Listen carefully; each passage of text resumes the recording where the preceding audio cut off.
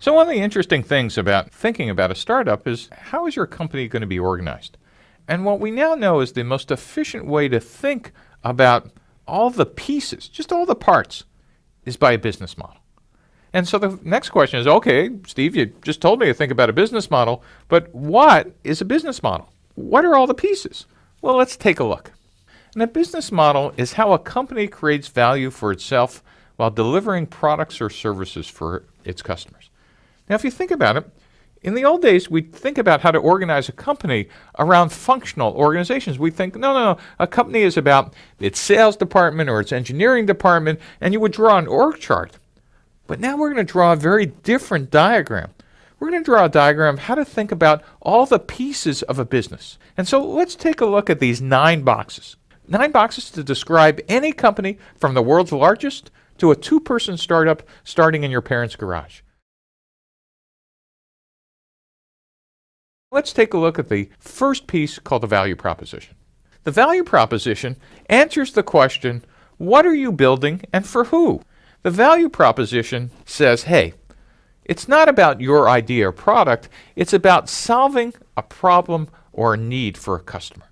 That is, what pain are you solving? What gain are you creating? And more importantly, who are your customers? Now, value proposition is a fancy word for what product or service are you building. This is where you normally would list all your features and here's all the speeds and feeds and benefits and whatever, but you're really going to be asking a different question than might have been used to. It's not all about your technology. Your technology is just part of the value proposition. Customers really don't care about your technology. The customers are trying to solve a problem or fulfill a need. By the way, we'll be talking about this through multiple lectures. The difference between a problem and a need is, a problem is, I have an accounting problem, or I want to use a word processor. And those types of products solve problems. But there are other things that human beings do, like I want to be entertained, or I want to have a date. Those are some basic hardwired social needs. Or I want to communicate with my friends, like Facebook or Twitter. Those are needs. Needs are different than problems. And by the way, if you could find products that solve needs, your total available market, as you'll see later, is huge compared to I solve specific problems. So the next thing is, who are my customers? Who are they and why would they buy? And as you'll hear a number of times, your customers do not exist to buy, you exist for them. And what you're going to do by getting out of the building is figuring out all their geographic, social characteristics, demographics, such that you actually could draw and put up a picture on your wall of who the archetype is or who the persona is of your customer.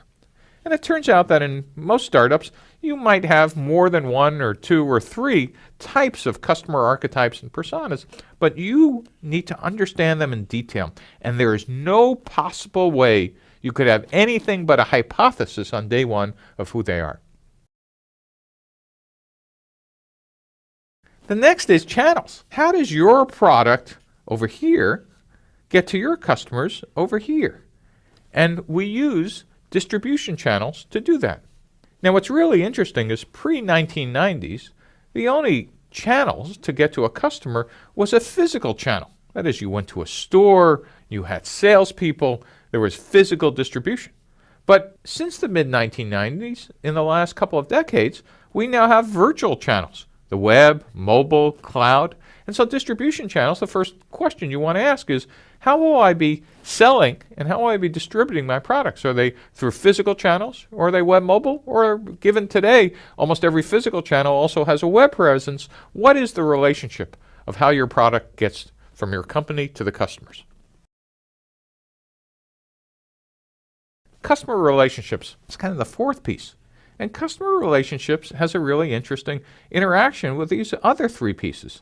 It basically says, how do I get customers, how do I keep them, and how do I grow them? And just like thinking about distribution channels, these are very different for web mobile than they are for physical channels.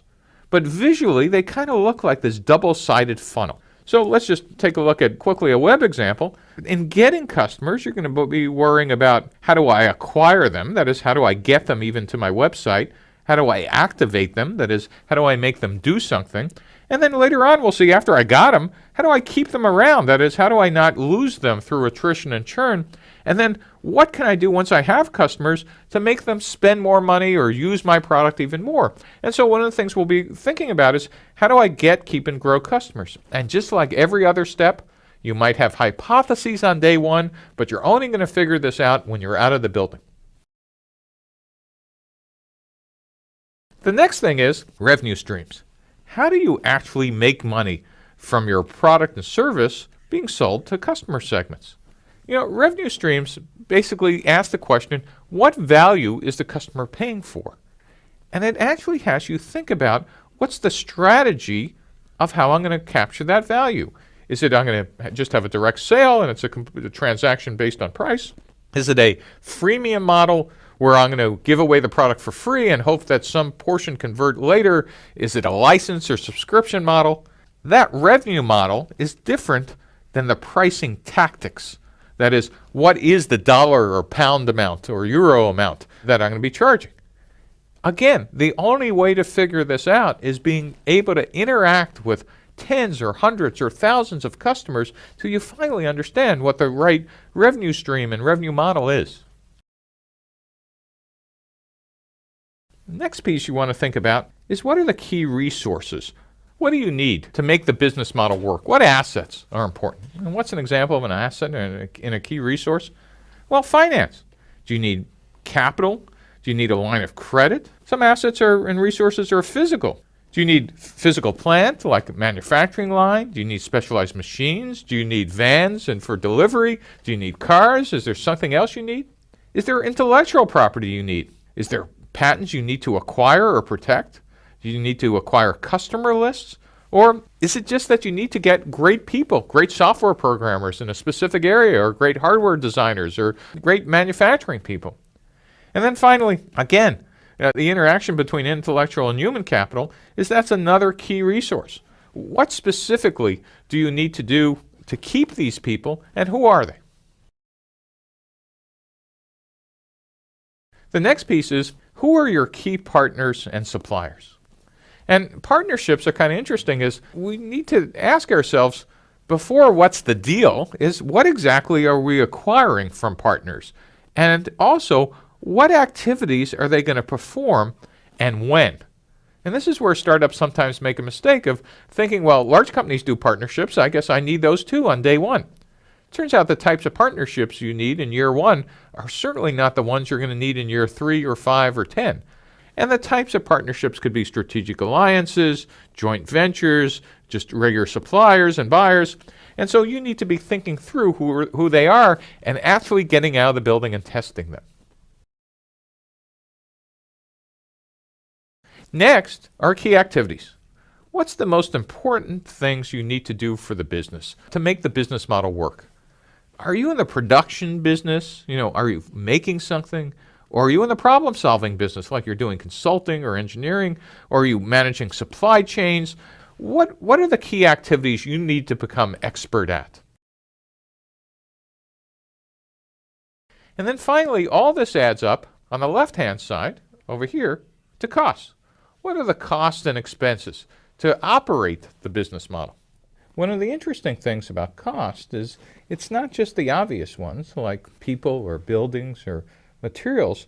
What you're really going to be asking are, what are the entire costs to operate our business model? And so you want to think about what are the most important costs you need to worry about?